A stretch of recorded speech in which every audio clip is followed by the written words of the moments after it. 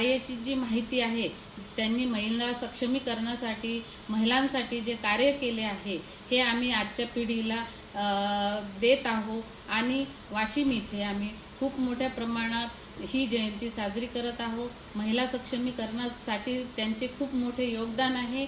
महिलांना आज जे स्वातंत्र्य आहे ते पुण्यश्लोक अहिल्यादेवी होळकर यांच्यामुळे आज महिलांना समान वागणूक मिळत आहे। स्त्रियांच्या सक्षमीकरणासाठी उचललेली पावले खरोखर महान आहे।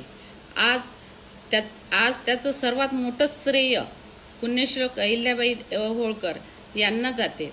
महिला सक्षमीकरणासाठी त्यांनी घेतलेले निर्णय खऱ्या अर्थाने आजच्या पिढीने त्याचा आदर्श घेतला पाहिजे व त्या पद्धतीने कार्य केले पाहिजे एवढीच अपेक्षा व्यक्त करते व कोटी कोटी विनम्र अभिवादन करते।